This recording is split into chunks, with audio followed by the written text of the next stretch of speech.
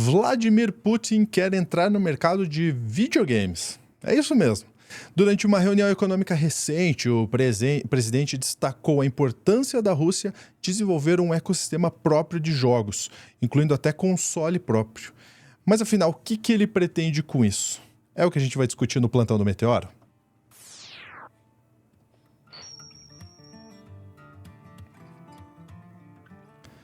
A Rússia quer ter o seu próprio videogame? É isso mesmo, Marcelos? Na tela pra gente, explica melhor essa história, por favor. Pois é, Putin Gamer, hein? Não tava vendo essa no meu horizonte. Ele participou de uma reunião da cúpula econômica do governo na semana passada. Os veículos não sabem precisar o dia exato, mas foi na semana passada.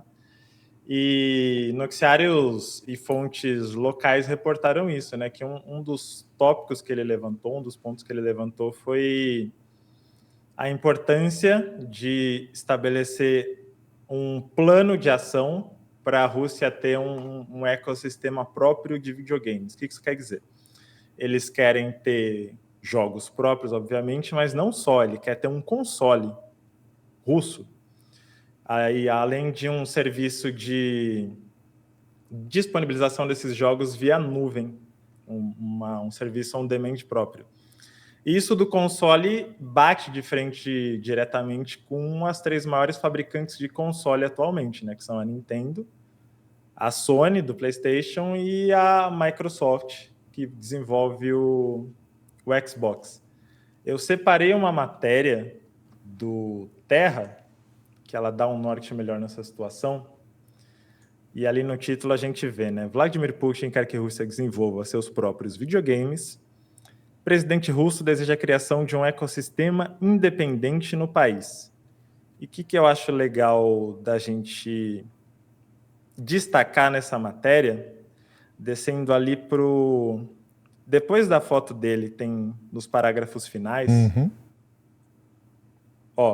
ele fala... Aqui tem a fonte, né, da PCMag, da cúpula recente. Os dois últimos parágrafos, acho que eles são mais importantes, que ele destaca aqui. Entretanto, o jornal afirmou que criar um sistema assim do zero pode levar até 10 anos, já que fazer consoles requer uma quantidade substancial de chips e componentes, cujos envios à Rússia estão sendo bloqueados pelos Estados Unidos, e também de um mercado recheado de estúdios para desenvolver os jogos, né? No caso, os jogos para esse console que o Putin quer.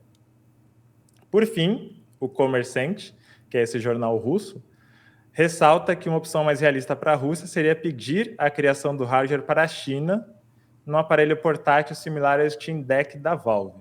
Ali em cima também eles falam que o Putin está confiando, no antepenúltimo parágrafo, só um detalhe legal, que ele quer confiar essa pesquisa sobre esse plano de ação, né, de montar esse front, para a empresa russa chamada VK, que é a mesma que cuida da rede social que tem o mesmo nome, né? Que é meio que um híbrido de Orkut com Facebook russo, assim. Que Muito ele popular, né? Sim, lá é a rede social prioritária, até pela...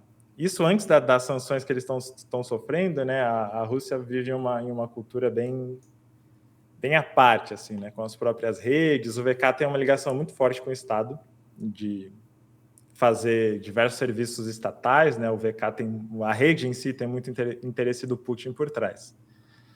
E aí eu acho legal a gente pensar por que isso está acontecendo. Tipo, do nada o Putin se metendo com videogame, de onde veio essa história? E para onde ela pode ir? O que motivou ele, se a gente pensar primeiro na parte prática da coisa, do que está acontecendo agora, é a invasão da Ucrânia e a guerra contra a Ucrânia gerou várias sanções econômicas e várias empresas passaram a boicotar, a interromper a distribuição de produtos na Rússia. E praticamente todas as fabricantes de console fizeram isso. A última a aderir foi a Microsoft, mas PlayStation, Nintendo Switch, Xbox na Rússia é por meio de importações que a gente que é brasileiro sabe bem, né? Aumenta muito o preço, diminui a oferta, aumenta o preço, dificulta o processo. A distribuição de jogos também foi muito prejudicada. Então, de imediato, o que está assim no primeiro momento é isso. Pô, então vamos fazer nosso próprio console e as empresas lançam os jogos para o nosso serviço, né? Perfeito. Mas tem outros detalhes aí, que aí eu acho que é a parte mais interessante da nossa história aqui. A Rússia e a União Soviética, né, antes, tem um histórico de uma frustração muito grande com Tetris. Todo mundo aqui conhece Tetris, né? Do jogo dos bloquinhos e tudo mais, que ele foi desenvolvido por um russo e dentro de centros de pesquisa da Rússia, então ele seria propriedade do governo russo, pelo contexto do desenvolvimento dele. Só que não existia uma cultura de jogos na União Soviética nos anos 80. Para ser comercialmente viável, lançar e comercializar o Tetris lá. E então teve várias brechas, né? Essa história é muito complexa para contar em um corte aqui, mas teve várias brechas legais, envolvendo inclusive a Hungria, de como você conseguia licenciar o Tetris para outras empresas. E o Tetris foi virar um fenômeno em um console japonês, também com uma representante estadunidense, que é a Nintendo. Primeiro no Nintendinho e depois no Game Boy. Então, ter perdido o Tetris, por não ter uma cultura de videogames interna, eu acho que pesa muito para a Rússia. Por quê? A União Soviética, consequentemente a Rússia do Putin, tem uma relação muito forte com cultura, com arte. Eles não dissociam o Estado, a presença do Estado, os ideais políticos, da arte e da cultura do povo. E sempre foram muito pioneiros. Por exemplo, o formalismo russo, no começo do século XX, para a literatura foi determinante, criou uma nova escola de crítica, assim. No cinema, teve vários estudos da União Soviética. O efeito Kuleshov, acho que é o exemplo que eu mais gosto, assim, né? Que é um estudo que demonstrou que a edição de imagens em sequência, eles pegavam, por exemplo, um rosto de um homem com expressão totalmente neutra, cortava aquilo para um prato de comida. E aí, só que a expressão do homem era realmente neutra. E você fazia uma pesquisa perguntando o que a expressão dele quer dizer. E as pessoas falavam fome. E se você mudava o prato de comida para, sei lá, a cena de um crime, as pessoas falavam culpa. E é exatamente a mesma expressão, sabe? Uhum. E isso, o nome disso é efeito Kuleshov, que parte de estudos da União Soviética. E eles tinham, obviamente, esses estudos, porque tinham um interesse muito grande no cinema, no desenvolvimento da arte russa, só que também na arte enquanto uma ferramenta de propaganda e de interação política, sociopolítica, né, geopolítica, porque os Estados Unidos é muito forte nisso. Os Estados Unidos conseguem exportar cultura, conseguem exportar ideologia, consegue se vender como uma imagem heróica e patriótica e tudo mais através do cinema, através do videogame, através da televisão. E recentemente teve o fenômeno da Coreia do Sul, que também ressignificou toda a própria imagem, né? K-pop e Principalmente tal. com K-pop e com as novelas, né? As séries, se não me Os engano, são doramas, né? K-dramas, mas e com filmes, né? O Parasita ganhou o Oscar de melhor filme. Isso não vem do nada. Uhum. Isso faz parte de um plano consciente do governo para participar tanto da exportação cultural, mas também da guerra cultural, de você ter um contraponto aos Estados Unidos, você ter um contraponto ao Ocidente. Assim. É evidente que isso para o Putin é fundamental. E a oportunidade que eles perderam com o Tetris, na época, eles não tinham como saber que o videogame ia ser a forma de arte e entretenimento predominante do século XXI. Com folgas, a indústria mais lucrativa do entretenimento. Assim, né? E se, por um lado, a União Soviética e a Rússia nadaram de braçada em outras áreas, principalmente literatura e cinema, videogame não. O videogame ficou muito defasado, né? Talvez o jogo mais importante, a maior febre, o maior fenômeno dos videogames tenha sido Tetris, muita gente defende isso, né? Como o maior jogo de todos os tempos, enquanto conceito, enquanto impacto cultural, assim. E o Estado russo não se beneficiou em nada disso. Então, acho que parte muito daí essa iniciativa.